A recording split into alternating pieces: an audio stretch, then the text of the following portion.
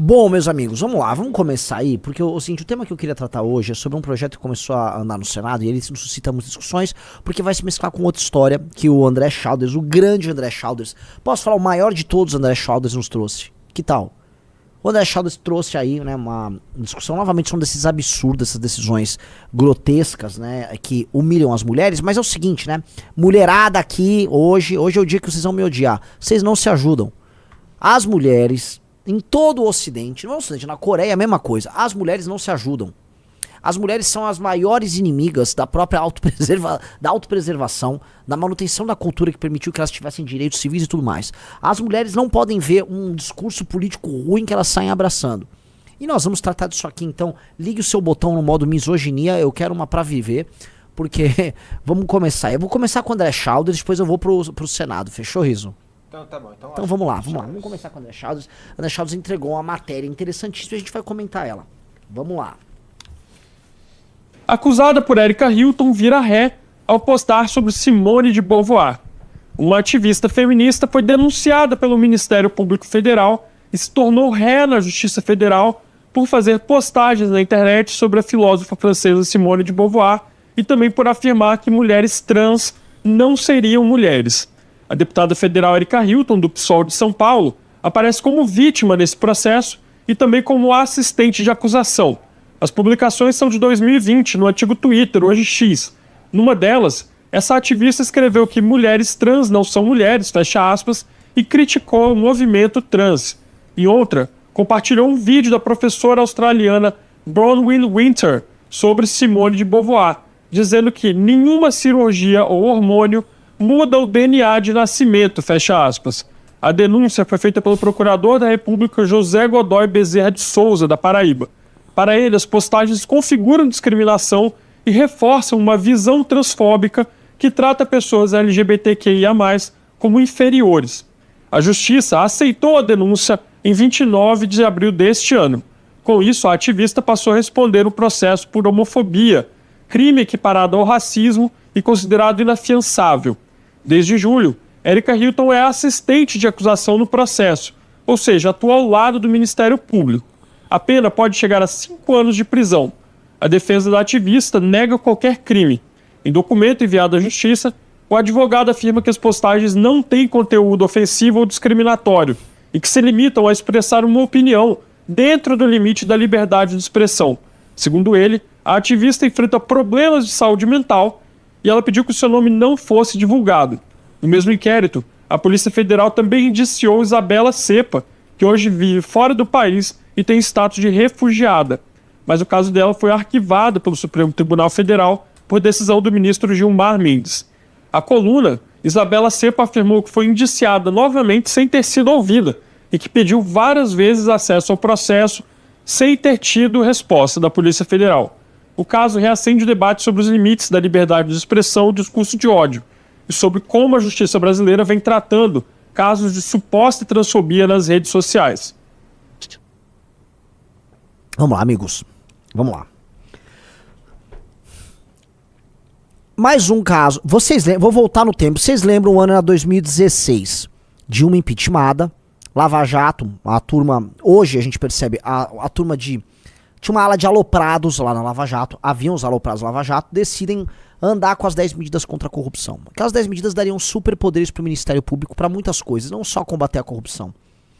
Hoje nós vemos que o Ministério Público é cheio de figuras bizarras, infelizmente. Tem muita gente decente no Ministério Público, mas tem muita gente bizarra no Ministério Público. Outro dia, né, nós mostramos aqui o vazamento de conversa que houve do Ministério Público em que eles quase estavam pedindo um Bolsa Porsche, né, um Vale Porsche ali. Porque, pô, se um desembargador tem, porque eu não tenho.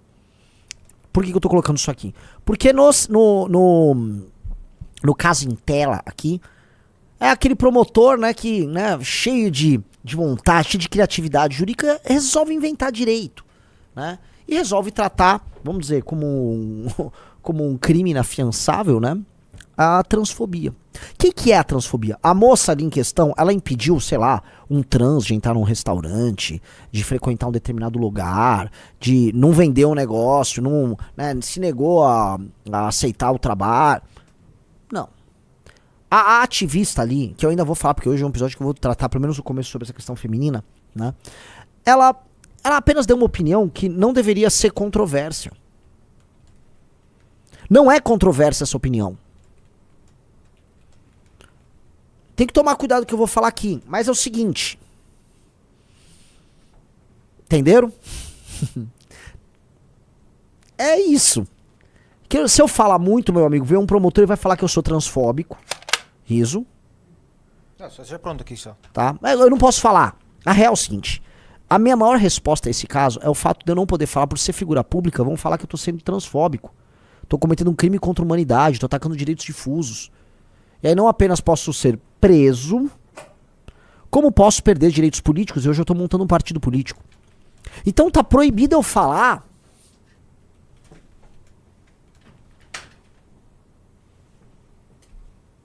Não é 3, não é 4, é só 2, entendeu? E que todo o resto é maluquice. Entendeu? 1, 2. Qualquer um sabe disso. Ah, não, porque na margem a pessoa... Na margem... Entendeu? Ah, eu posso... Ó, eu acho, inclusive assim, ó. O sujeito resolveu se falar que é uma mulher. Ó, meu nome não é mais Rafael Riso, meu nome é Verônica. Seu nome é Verônica agora, Riso? Você veio vestido, deixou o cabelo crescer, botou um vestido. Você quer que eu te trate como Verônica? Jamais vou esquecer que você era o Rafael Riso. Mas eu vou te tratar por educação como Verônica, entendeu, Riso? Porque, beleza, o Riso quer virar Verônica, eu vou chamar de Verônica. Obrigada, presidente. Não é isso. A gente convive e tal. Agora não venha me dizer que se o Riso virar Verônica, né, que ele é a Verônica. Não rola. Só que eles querem enfiar esse tipo de coisa a fórceps. E o que que eles tratam? Né? Eles qualificam como, eles tipificam como injúria racial, um crime inafiançável. Te punem exemplarmente, dizem que você tá atacando direitos humanos. E aí vem esses ativistas, né, verônicos aí. Não! Tem o meu direito de existir. Pô, alguém tá te matando, alguém tá dando um tiro. E todos eles vão falar em termos poéticos. Não, você está dando um tiro na minha dignidade. Não, ninguém está dando tiro em nada, tá?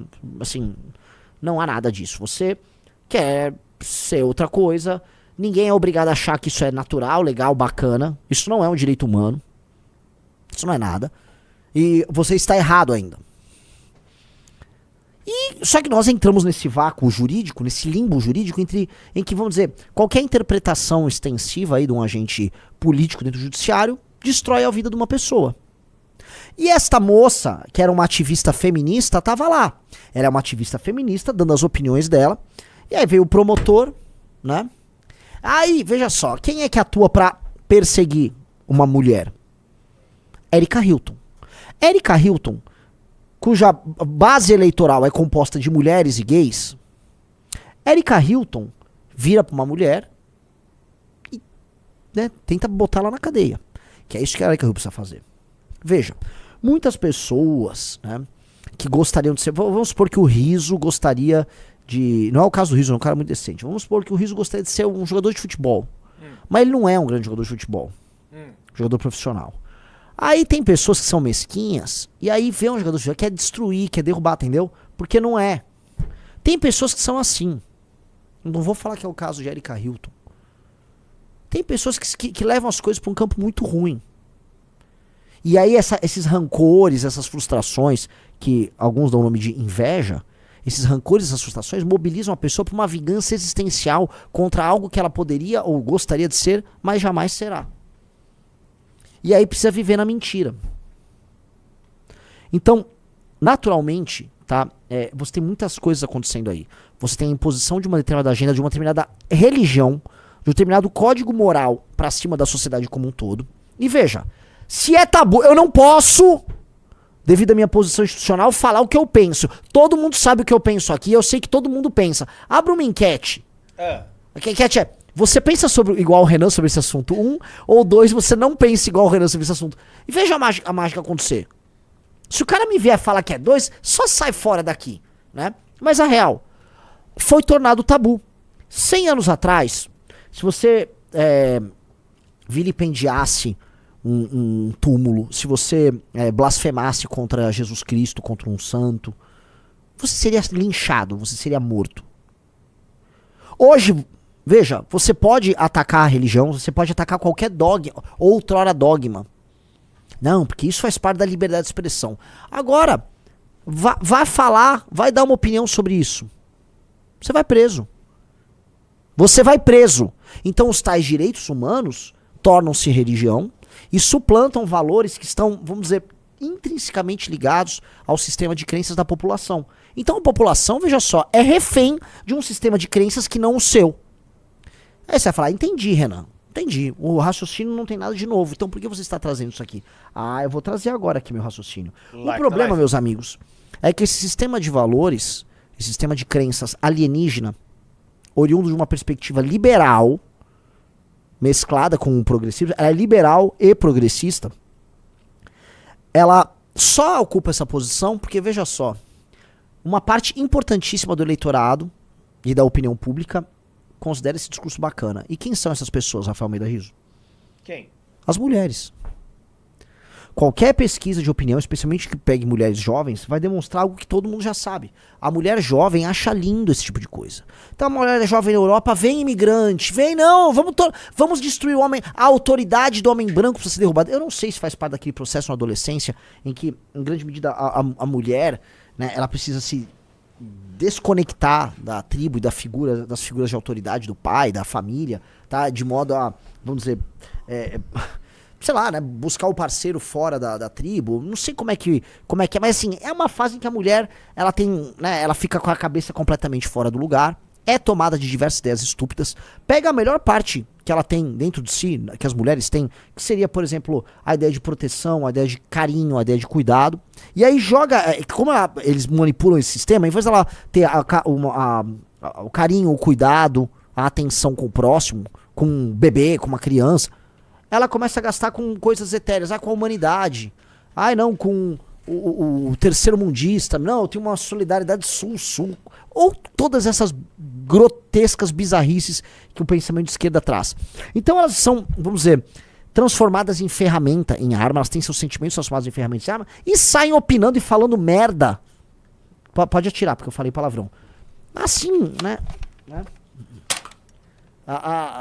Sem parar. Desculpa aí, pessoal, mandei um palavrão. E é a verdade que é isso mesmo. E não adianta a gente fingir que não é. Não adianta a gente... A mulher jovem impede as coisas certas de serem feitas na maior parte das democracias. Vejam como votou a mulher jovem na Inglaterra. Vejam como votou a mulher jovem na Alemanha. Mulher jovem nos Estados Unidos. A mulher jovem vota mal. Não adianta fingirmos. Tem mulheres jovens aqui no chat. Vocês estão aqui nos acompanhando, então vocês são exceção e vocês sabem disso. Vocês estarem aqui são a exceção que justamente confirma a regra. Porque o ato de vocês estarem solitárias aqui demonstra muito bem que, né, onde estão as outras? Onde estão as manas? Estão falando besteira, né? Assim, ó, em série. Então, a mulher jovem é um problema da democracia? Pode ter certeza que sim. A mulher jovem é um problema da democracia.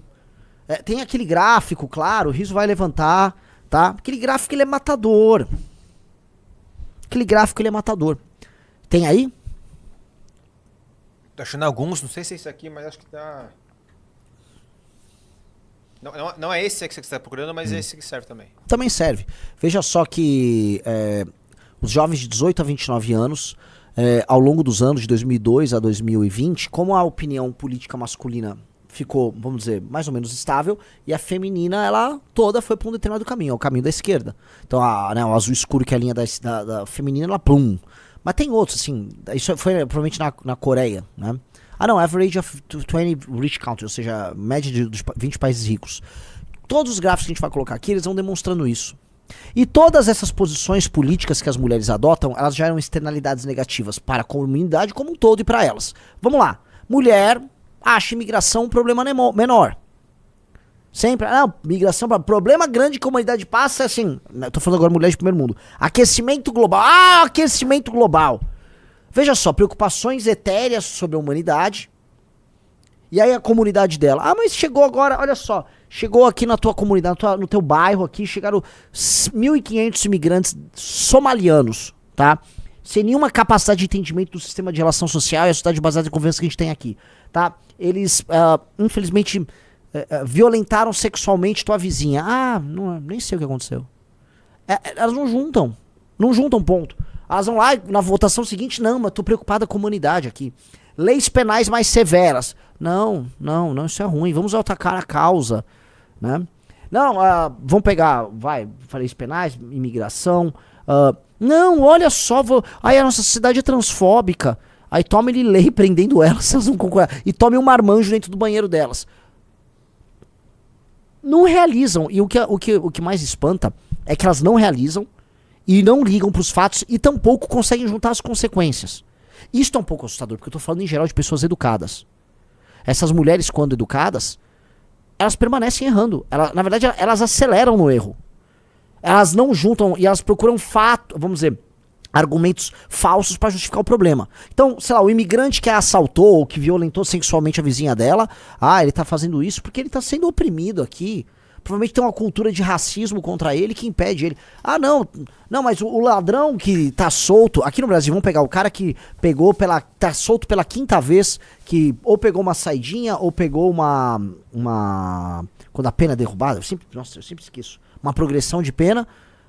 Tá, mas com certeza ele foi injustiçado, com certeza ele não teve oportunidades. Roubam o celular dela, põe uma arma na cabeça dela, ela começa a juntar as coisas, mas demora. O problema é, a esquerda tem na mulher, e acima de tudo tem a mulher como uma ferramenta política poderosíssima. E a esquerda só sobrevive no Ocidente por causa desse mando que ele tem sobre a mulher, especialmente a mulher jovem. Porque não houvesse o mando sobre a mulher jovem, tava tudo acabado para a esquerda. A eleição americana mostra isso, os hispânicos indo cada vez mais à direita. Os negros estão completamente capturados pela esquerda, né? Mas o homem negro um pouco menos. As mulheres brancas acima de 40, especialmente as casadas, já votaram com os maridos delas à direita. Então, onde você vai pegando, é o seguinte, tá todo mundo indo para um outro caminho. Quem tá ficando ali, adivinha? É a mulher jovem. E não adianta, não tem conversa. Eu vou explicar pra vai ficar indignada. E é verdade. Aqui, ó. Vamos lá. Né, por gender, né? Aqui isso ainda é pesquisa, não é nem o voto, né? Nem o voto, A mulher, né, o Trump ganhou no sexo feminino, desculpa, no sexo masculino, né? Agora no female ganhou a Kamala por 53 a 45. Aqui não tem a quebra aí por idade. Porque se tivesse a quebra por idade e pegasse a mulher jovem, a coisa ia ser assustadora, né? Como eu falei da questão dos negros ali, né? Os negros, assim, de longe nos Estados Unidos são a comunidade mais, não apenas cooptada, eles são uma comunidade dominada pelo Partido Democrata. Então, os negros dos Estados Unidos, eles são, o que em certo sentido, são os eleitores mais humildes do Nordeste pro PT. Né? Um eleitor que vive de assistencialismo em grande medida, vive do discurso dos caras. Os caras transformaram os negros ali em capachos dentro dos Estados Unidos. E só houve uma pequena melhora entre os homens negros, mas porque as mulheres negras, a coisa acho que é mais de 90% democrata. É quase, não tem o que fazer. Mas a mulher branca, que tem volume, né? Tem bem mais mulher branca do que mulher negra nos Estados Unidos. Mulher branca não para de errar. Mulher branca é uma máquina de erro. Tá?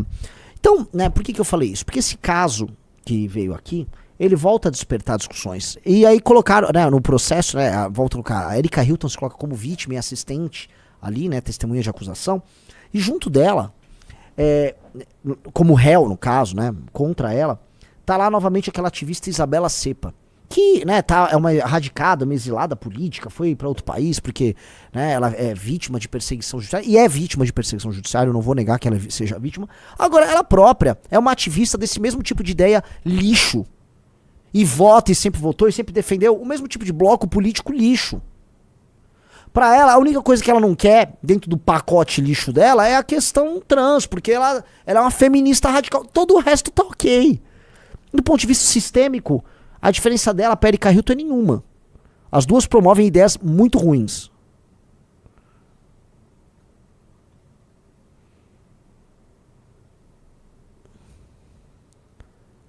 Entendeu? As duas promovem ideias muito ruins. E nós precisamos Vamos lá. Aqui, ó. How women from different age groups voted. Então, as mulheres de 18 a 29 anos, Rafael Almeida Riso, olha que lavada. 61%. Tome-lhe, Kamala Harris. Então, no geral, as mulheres votaram a favor da Kamala. Mesmo as mulheres mais velhas, mais de 65 anos, foi 54-45. O melhor grupo ali foi 45-64, foi basicamente a geração X. A geração Millennial, e aqui tá bem por geração, né, Riso? Tá exatamente por geração. Então assim, ó, geração Z, 61% das mulheres votaram na Kamala. Na geração Millennial, 54%. Na geração X, a mais based aí da lista, 49%. E aí vai pra Boomer, 54%. Né?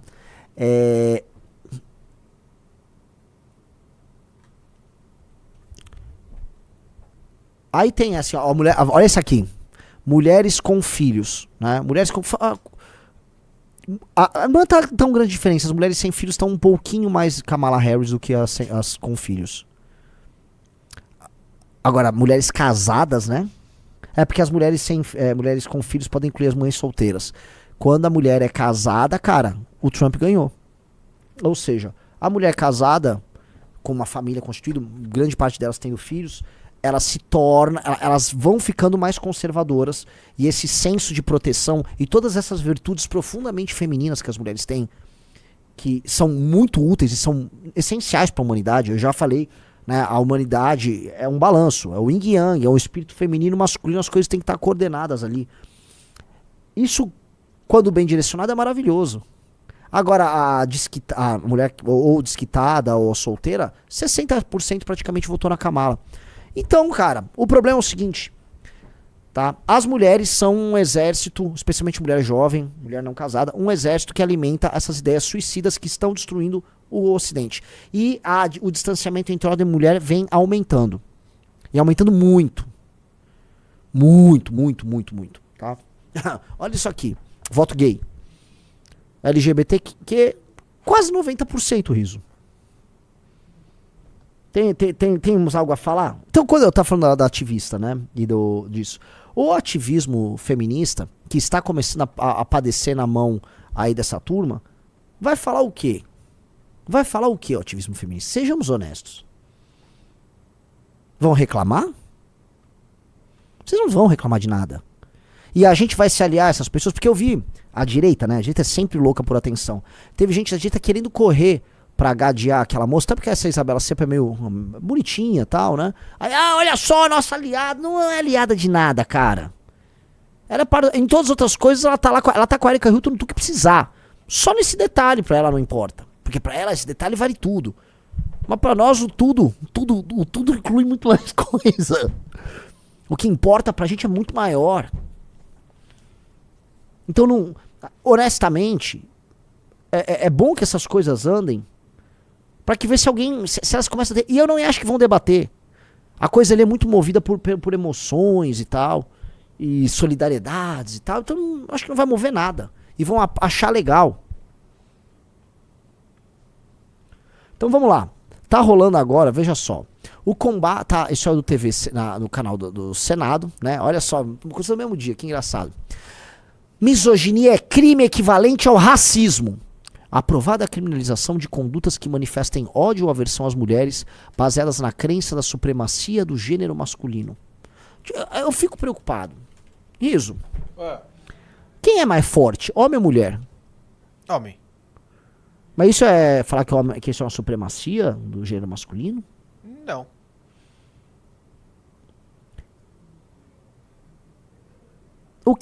Como funcionam, vamos dizer, o que seriam essas condutas? Se, por exemplo, você considera que o presidente de uma empresa tem que ser um homem por alguma razão, e não uma mulher, ela pode alegar que ela foi alvo de misoginia, ela pode processar a empresa. Como é que vai funcionar isso? A gente chegou a ver, com base nessas interpretações bem extensivas que eles vão fazendo essas coisas, né?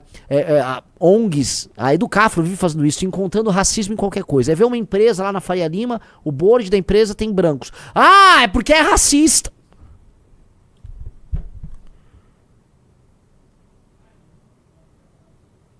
As mulheres vão ter agora direito de fazer, vai ter a Educamanas, uma merda Uma porcaria desse aí. Vai, pode atirar, Riso. Vai ser isso? Aí quem vai votar? A Erika Hilton vai votar, né? Aí vocês são aliadas, aí vocês são manas, né? Aí as manas estão juntas. Ah, as manas se juntam na solidariedade. Aí as manas estão aqui. É assim?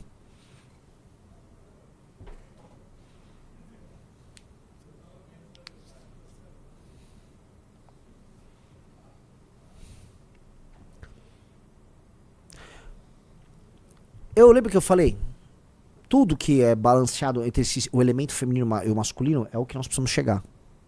É a força e o cuidado. O caos e a ordem. Certo? Natureza e o espírito criador humano. Espírito criador como algo essencialmente masculino, a mulher como elemento natureza. A coisa foi muito pro lado feminino. Nós somos uma sociedade longhouseada total. Profundamente feminilizada, tá? E os problemas estão ligados a isso. Nós precisamos ir pro lado de cá. Nós precisamos de um elemento ordenador. Urgente. Nós precisamos de um elemento ordenador. Vamos pro elemento ordenador. O governo atual, que é um governo feminino, o Lula ele fala, é um pai, o Lula é uma mãe. O Lula é uma mãe provedora. O Lula tem tetas. Ele tem muitos seios em que as pessoas se sentem protegidas e ficam sorvendo o líquido salvador lá do seio. O Lula é uma figura feminina. Tudo que o Lula faz é ficar provendo. Ele mostra o tempo todo que ele tá cuidando. Ele é uma mãe. Ele não é um pai. Porque o pai educa. O pai traz a norma. O pai bate na criança. O Lula não faz isso. O Lula dá o presente e não educa. O Lula é uma figura feminina por excelência. O PT é um grupo feminino por excelência. As esquerdas são e estão muito femininas por excelência. O Lula, volta a colocar, tem tetas. O Lula tem muitas tetas. Entendeu? E aí ele, com as suas tetas caudalosas, né, entregando leite com dinheiro público a todo mundo, né, ele está nos levando cada vez mais para essa sociedade doentia. E uma sociedade feminina, meus amigos, ela padece na mão de forças masculinas. Vou botar uma das grandes idols dessa esquerda feminista aí, Maria Gimbutas, uma professora lituana, radicada, se não me engano, em São Francisco. Ela foi professora na UCLA. Maria Gimbutas, ela conta, né, a história, né, da Europa antiga, da velha Europa, né, Europa pré-invasões indo-europeias, que, de acordo com ela, era uma sociedade matriarcal, porque eles cultuavam deusas femininas com nádegas gigantescas e tal. Tinha todo... É mentira. Não era uma sociedade matriarcal, mas vamos dizer que ela era menos patriarcal e mais igualitária e mais sufocante da iniciativa masculina do que as sociedades indo-europeias pastorais. Fato. O que aconteceu com essas sociedades? Não existe, e há uma discussão se o País Basco é o último, não existe língua, Riso, que restou desses povos. Esses povos feminilizados, os povos agrários europeus pré-invasão europeia, foram varridos do mapa. As suas mulheres terminaram casando com os invasores masculinos, os invasores indo-europeus. Isso é comprovado em termos linguísticos, arqueológicos e genéticos. Os homens que moravam nessas comunidades sequer passaram para frente o seu haplogrupo do cromossomo Y, simplesmente porque eles foram devastados por invasores mais masculinos. Culturas que vão se feminilizando, elas terminam dominadas. E o que vem acontecendo com o Ocidente como todo é que ele está se feminilizando em alta velocidade. E aí ele tá vendo essa invasão. E esse elemento feminino, veja, em grande medida, nessa traição interna que o Ocidente todo passa, que em última instância é culpa dos homens desses países, tá? Ele não permite... Essa excitação destruidora faz com que as mulheres vejam esses invasores até como uma provocação contra os elementos masculinos da sociedade. Aí não, traz o imigrante, traz isso, não sei o quê. E vai tudo destruindo e vai tudo caindo ao redor. E não pense, meus amigos, que haverá uma espécie de uma tomada de consciência. A não ser que essa mulher, ela case, como a gente olha ali, né? Ela passe por uma mudança que altere esse sistema de valores deturpado que, em última instância, a esquerda vem colocando sobre as mulheres. Sociedades feminilizadas fracassam. Nossa sociedade, se tem um ponteiro pra cá, é uma sociedade muito masculina, pra cá, muito feminina. A gente tá aqui, ó. A gente precisa puxar pra cá, aí vai balanceando aos poucos. Primeiro tem que puxar pra cá, e muito. Por isso que nós precisamos ser o governo do prendeu, matou. Meter ordem. Acabar com essa legislação sufocante que te impede de falar o óbvio, que não te deixa falar o óbvio. Com instituições burocráticas, com esse STF hiperburocratizado, com o judiciário hiperburocratizado, que vão te sufocar. Todo esse sufoco, sabe, que você sente oprimido. Se você é um pequeno empresário, é muita lei, é muita burocracia. A burocracia é essa instituição long house, feminilizante, que não te deixa, que te oprime, que não te deixa se realizar, que é igual aquela mãe. Todo mundo sabe, a mãe hiperprotetora que tem medo que o filho desbrave o mundo. A mãe é uma figura fundamental e essencial. Ela provê vida pra você, ela te protege nos primeiros anos da sua vida, mas depois, por vezes, a mãe não quer que você se realize, especialmente pra um homem. Ela não quer que você se realize, ela quer te sufocar, não quer que você saia do ninho. E a figura materna tem que ser, sai daqui, volta pra casa. É isso. O Estado se tornou isso, ele fica te abafando lá.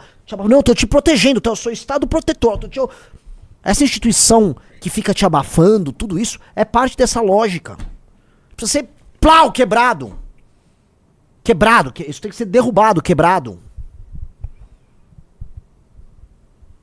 Gostou do vídeo? Para mais vídeos como esse, se inscreva no canal Inevitável Cortes. Deixe o like, comente abaixo o que achou, vire membro do canal por apenas R$ 3,99 e tenha acesso a benefícios exclusivos. Te vejo no próximo vídeo.